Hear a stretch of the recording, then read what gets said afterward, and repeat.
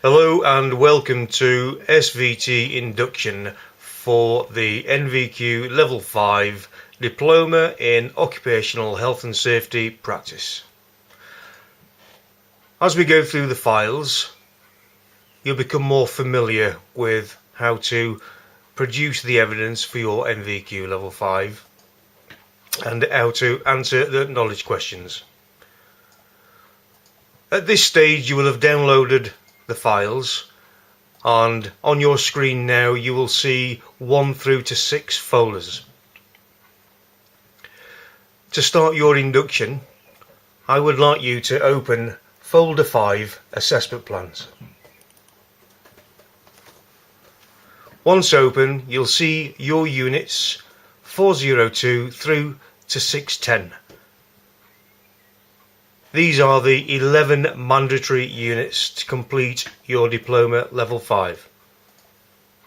At SVT, we have also included Unit 611 to enable you to apply for the grad IOSH or the graduate IOSH status. 611 is a unique unit in that you cannot attain the unit in less than 12 months from your registration date, but more on that later. Moving forward, I would like you to open Unit 402. 402 contains 4 Word documents. The first document I'd like you to open is 402 Assessment Plan.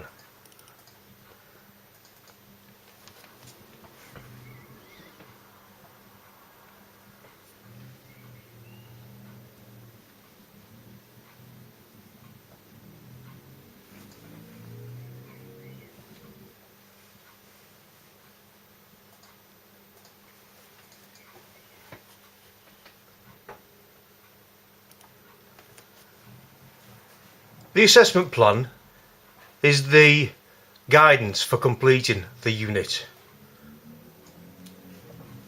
Each assessment plan in each of the units looks very much the same. The difference being is the unit, in this case it is Unit 402, and the develop and implement effective communication systems for health and safety information. So the unit number and the title will be different in each of your mandatory 11 units. In this section here, this unit enables learners to develop the skills and understanding required for, and you'll see under there are 3 bullet points.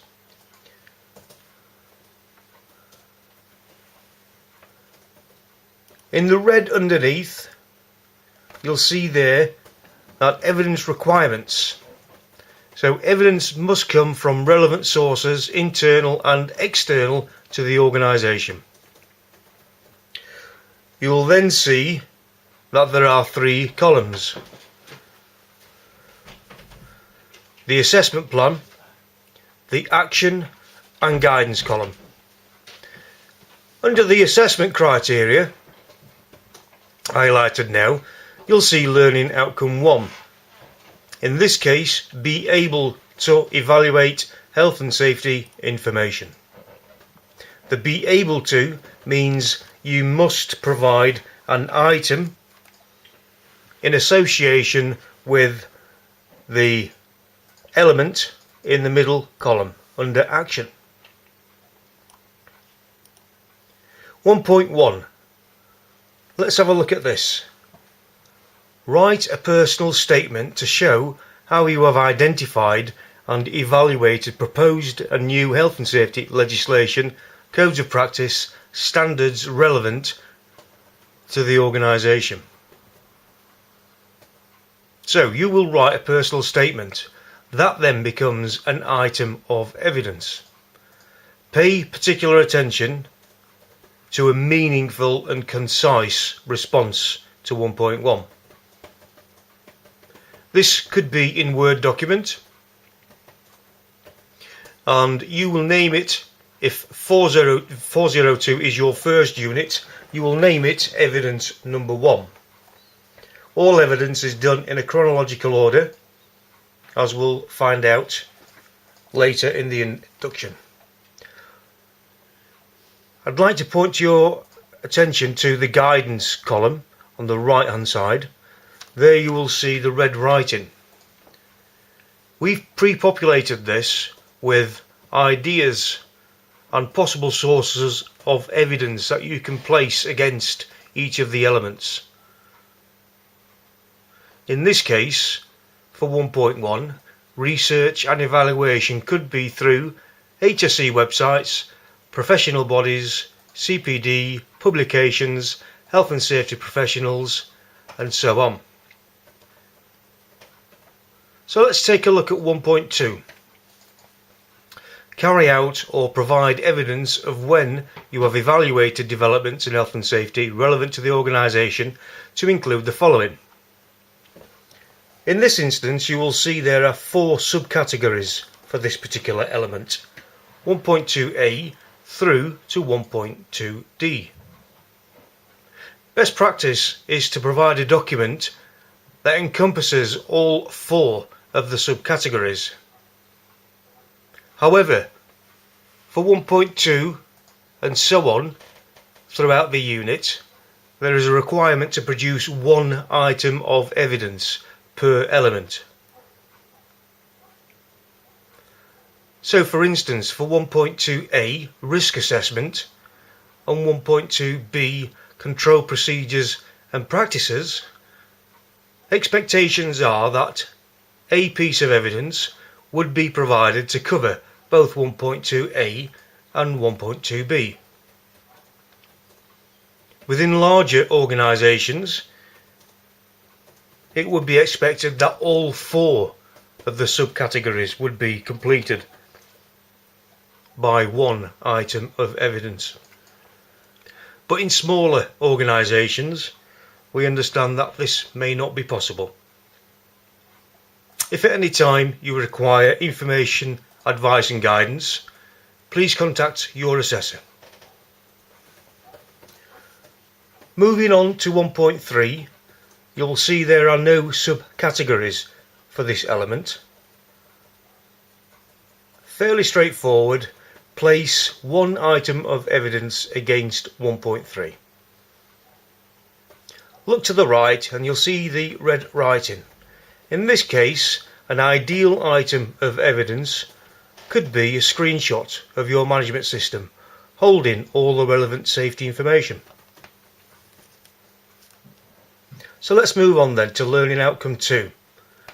You'll note again that this is a be able to outcome.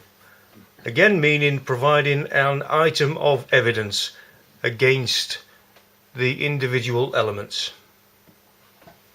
As you can see then, 2.1 in the centre has got 5 subcategories.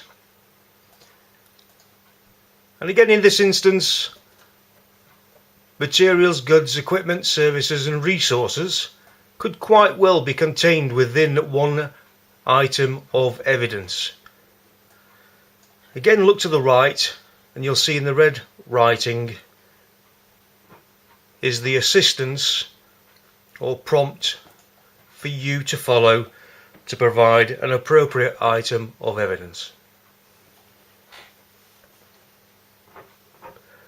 Moving on through the elements, 2.2, 2.3, 2.4 and 2.5, each of the elements require an item of evidence in association with the scope of the question. Again, look to the right, look at the red writing, and that will give you some indication as to an appropriate item. Again, any questions, contact SVT and we will be more than happy to give you more information, advice and guidance.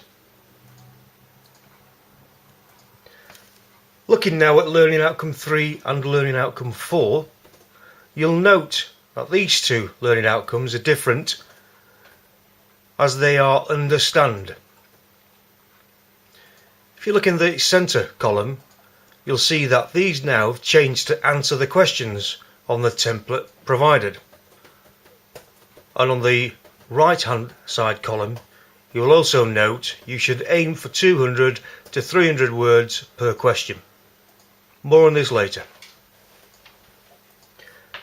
The very bottom there in the centre column is in relation to a witness testimony that you must be provided for all units.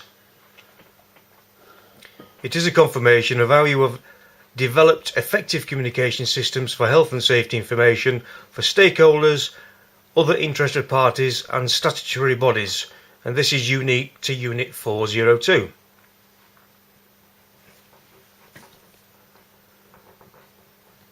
If I could ask that you close this document down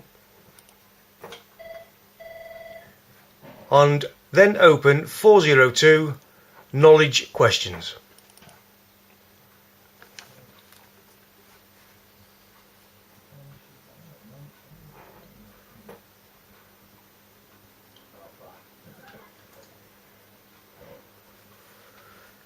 This document are your knowledge-based responses. Learning Outcome 3 and Learning Outcome 4. So you will see then that knowledge question guidance in the red. As we've previously discussed, approximately 300 words per question, but this may change in association with the scope of the question. You must answer each question in your own words and write in the first person, meaning I do this. A tip is always to keep in mind the who, why, how, where and when in each answer. So let's take a closer look at Learning Outcome 3. You'll see there the assessor tips. So in association with the questions, the first one being 3.1, there are some prompts as to an appropriate response. So let's move on. 3.1 has 4 subcategories. This is an explain question. The command verb explain the principles of effective communication, including different methods of communication. 3.1a, formal and informal systems. 3.1b, written. 3.1c, verbal. And lastly, 3.1d, barriers to communication. To successfully complete this question, you are required to put a paragraph to each of the subcategories to a total of 300 words and a minimum of 200 words. No evidence is required. This is an answer to the question only.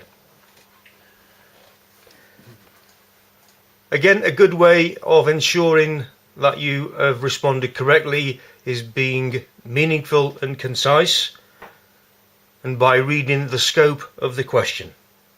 That will ensure that you've given an appropriate answer and have less opportunity to have the question sent back for re-evaluation.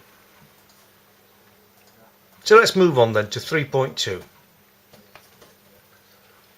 So 3.2 then has 5 subcategories.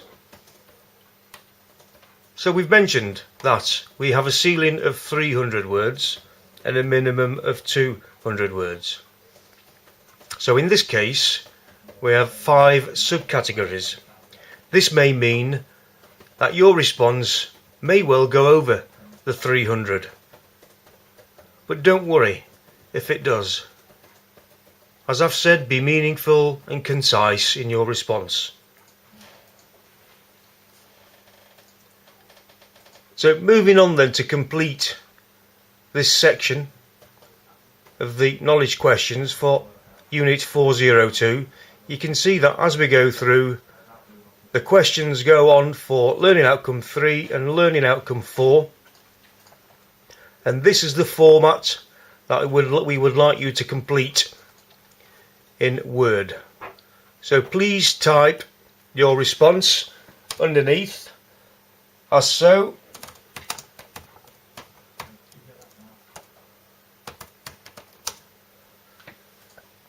To minimum of 200, maximum of 300 as appropriate, and then once you have completed this particular document, save it and attach it to your folder.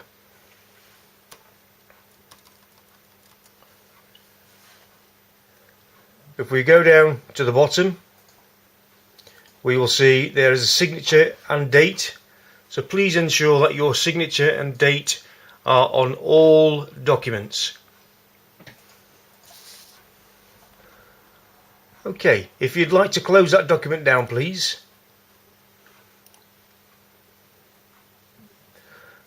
I would now like you to open the candidate statement on 402.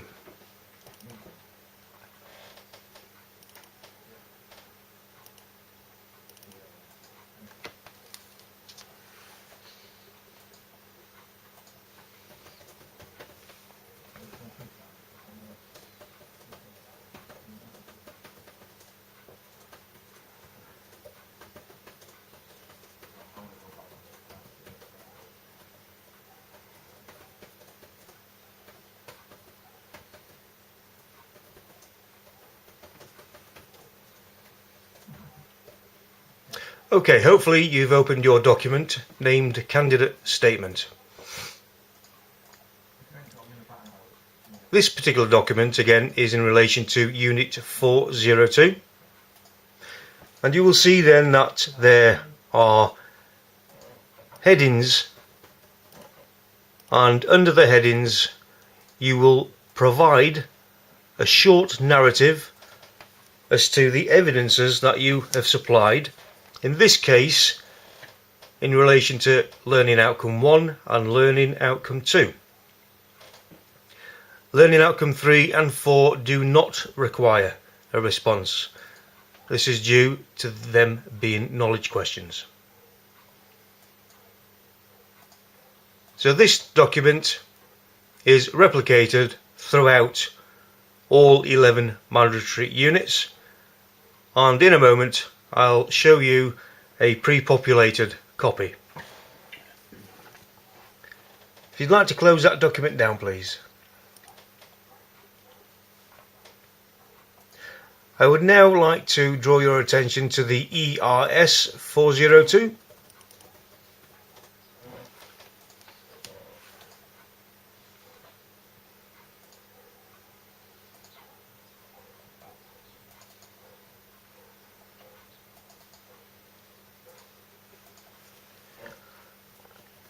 So this document, the evidence record sheet, has been pre-populated for your convenience. The left hand side column, you can see evidence 1 through to 8. Evidence 8, as you'll see there, is a witness testimony. This is a mandatory item of evidence throughout the whole qualification. Evidence 1 for 402 you'll see is a personal statement in relation to 402. Under 1.1, when we first had a look at 402, it said write a personal statement. So therefore, the personal statement, if 402 is the first unit you will do, will be called evidence 1 and will be naturally marked as it has already been done with an X to cover 1.1. Evidence 2 is for 1.2 and is an evaluation. This covers 1.2a through to 1.2d. You soon establish that the items of evidence that have been collated under the evidence title have been done to aid and assist you in completing this unit, whilst naturally completing all of the elements for the qualification. There is no need to change any of the content of this sheet unless you want to provide an additional or alternate item of evidence. Then you may at any time change the contents of the evidence title column to suit an item of evidence, so long as it covers the appropriate element. In this case 2.3 that I've indicated there,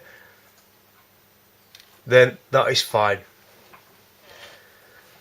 At the bottom we will see an assessment method key, and if you see the O down at the bottom there as indicated, you will see O equals observation of candidate.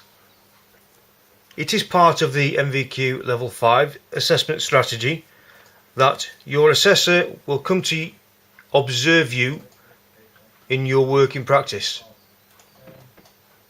This can be discussed later on, but so long as you're aware that an observation will be required,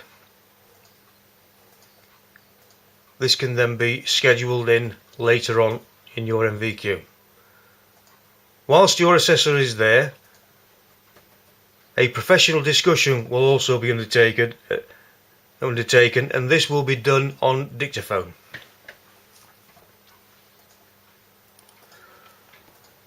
Okay, if you'd like to close that document now, if you'd like to go back to the main file, if I draw your attention to the study aids and example documents. If we now open the folder named example documents,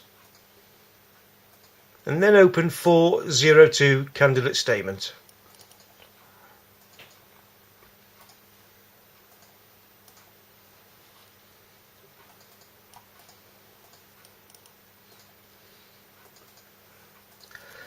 As stated earlier, this is a completed example only, of what you should be putting under the candidate statement for the evidences that you have provided for each of the elements under Learning Outcome 1 and Learning Outcome 2.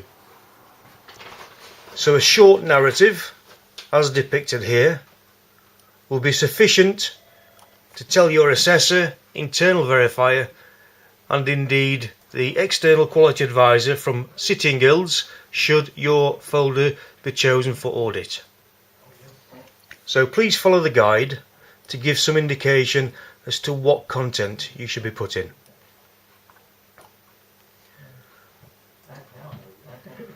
You will also note, as earlier specified, that Learning Outcome 3 and Learning Outcome 4 do not require any additional, because you will be providing the answers to the questions on the sheet.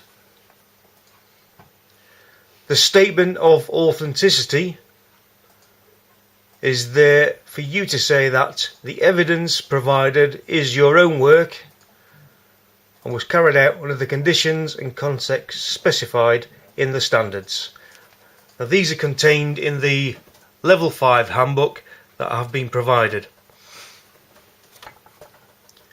You will need to put your signature and date. We ask that you provide one wet signature that we can hold on record, and the remainder of your signatures, in this case, can be electronic. Underneath you will see part 2, which is the witness testimony. Please ensure that this has been completed by a line manager, your line manager, or a person who is already at a level 5 standard. So if that person is a colleague, health and safety colleague, please ensure that they have already attained the level 5 diploma, either NEBOSH or NVQ. Underneath you will then see signature, date, and further full details of the person supplying the witness testimony. This is very important through audit, your assessor, the internal verifier,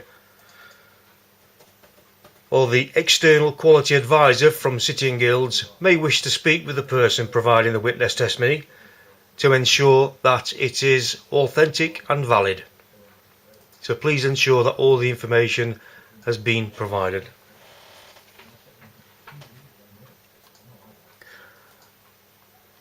If you would now like to close that document, and just pay attention to the other PDFs, 511 is more or less the same as 402, so the same kind of example. And if you then open the end PDF, examples of possible sources of evidence,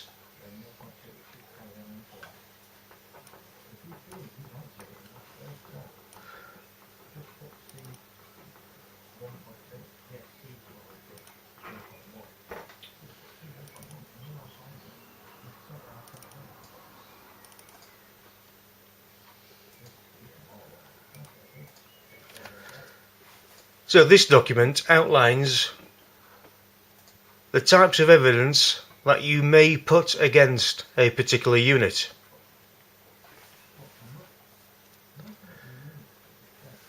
You'll soon see that some of the units have a tick in the same box as indicated.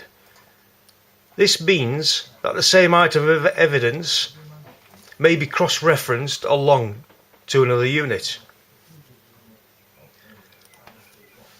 But again, if you follow the ERS document in each of the units, these have been pre-populated and will assist you in producing and providing an appropriate item of evidence. Just paying particular attention to the highlighted ticks. These are mandatory items of evidence within a particular unit. But again, the ERS document has taken this into consideration, and there should be no need for you to intervene. Okay, if we just close that one down and then go back to the main file system. The second document, which is PDF, is a study aid. Promote a positive health and safety. This document is for your perusal, so when you have a moment, then I advise you open this document and have a read. It does contain a lot of material that is very relevant to the MVQ, and if anything might just give you a prompt. If we now look at Unit 7, Epidemiology, Explanation. Without opening this, again, if you do this when you have a free moment, if I could say that this particular unit is in relation to trend analysis and collating statistical data in relation to accidents, incidents and near misses within your particular area. This is probably something that you do on a weekly, monthly basis when you present your data to the board or the managing director or through your general meetings. The study of epidemiology is quite a varied and large field, so when you present your evidence in relation to this, expectations are that you take your organisation first and foremost, and then what we would like to see is a broader spectrum of evidence. My advice is you look at the Health and Safety Executive website and draw down the statistical data from a national or international viewpoint. This will enable the evidence to be more valid and may open more doors to you as a health and safety professional as to what types of accidents, incidents and near misses are most prevalent within the industry. There will also be occasion in the unit where you will be required to complete a thorough report, and then this will be communicated in an appropriate manner to the board, managing director, or through meetings with colleagues. So please pay particular attention to the epidemiology unit. If we could now go back, hopefully we now can see all the units once again.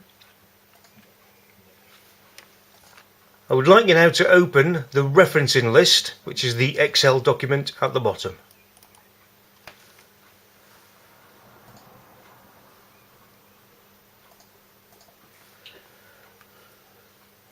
The Excel referencing sheet, as can be seen, collects all the evidence as you build your portfolio. In this instance, 402 has been pre-populated. You'll see on the left hand side, evidence 1 through to 8 has been pre-populated. So starting with your personal statement for 1.1, 1.2 for the evaluation, 1.3 health and safety management documents, and so on and so forth. You will see the last evidence 8 is the witness testimony, which is the mandatory item. You will then see under the column 402 the crosses, which indicate an item of evidence has been placed. If you then go on to complete 510, which is the next unit, your next piece of evidence will be named evidence 9, and 10, 11 and so forth in chronological order. Again, you are able to cross-reference evidence, so it may be that evidence 4 is applicable to 510. So an X indicator would then go in the parallel box. So just please pay attention to where you can and cannot cross-reference evidence appropriate to each of the unit elements. Again, any questions? Should you require information, advice and guidance, please contact SVT. If you would like to close that document down, please. We will now move on to explain Unit 611, the catalyst for your grad IOSH status. Please open folder 611.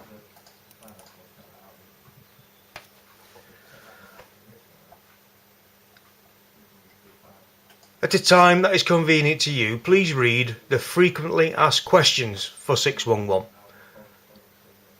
We've populated as much information at this time to give you guidance along the way as to how to complete 611. But again, if you have a question that isn't there, then please do contact us. Please open PDP template.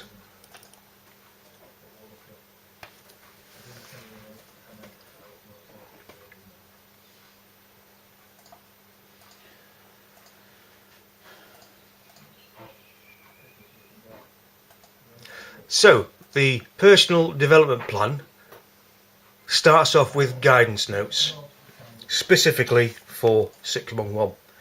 Please take time to read this. At this time, I would like you to scroll down until you reach the PDP template. The personal development plan template must be completed in relation to completion of Unit 611 over the 12-month period. Completing the personal development plan is in association with SMART objectives. Please visit the internet for more information on SMART. To assist you further, an example of this document has been placed on the website under the free resources. It has been partially completed and has been RAG rated, red, amber, green, to give the association of importance of completion of associated tasks. Please keep this document up to date as you work through 611. Please close this document. Open the Unit 611 assessment criteria.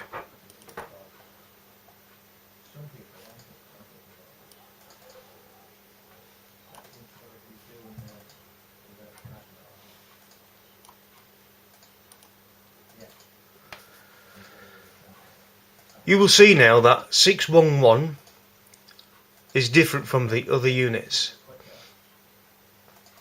having Task A through to Task D, with respective individual elements. Task A, Learning Outcome 1, is a Be Able To outcome, whilst Task B and C are Understand, and Task D is Be Able To. So let's have a look at Task A first. 1.1. Conduct research into legislation, guidance, standards, practice impacting the organisation. So because 611 is a research unit, expectations are that you will indeed conduct research into legislation, guidance, standards and practice over the 12-month period. You might have gathered that there is some association with this 1.1 with 402 1.1, and that would be correct. There are occasions whilst you are undertaking the units that some of the information, some of the evidence that you collate might well be prevalent towards Unit 611.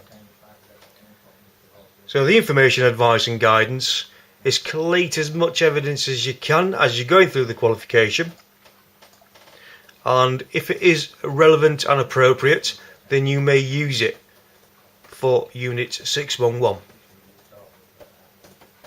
As you're working through Unit 611 over the 12-month period, you will accumulate a good deal of evidence. My suggestion is, if you are a member of IOSH, you utilise all of your qualification, and specifically 611, to update your CPD. It will become very important when you apply for your grad IOSH that your CPD is up to date, as IOSH will be checking. So please ensure your CPD is kept up to date throughout your qualification. As you collate and finalise evidence and knowledge for a particular unit, and you receive an email from your assessor congratulating you, you may upload the email to IOSH, and that will be proof that you have completed that particular unit in that particular area. That will assist with your CPD. At the end of the 12 months, when you've collated the sufficient evidence for 611, you will submit this to your assessor. Your assessor will then ensure that the full scope of the unit has been covered. Once this has been done, we will apply to City and Guilds for the assignments. The assignments then become the last thing you are required to complete to be able to apply for grad IOSH. The assignments are sent from City and Guilds and are knowledge based. We will give you more information when the assignments are available.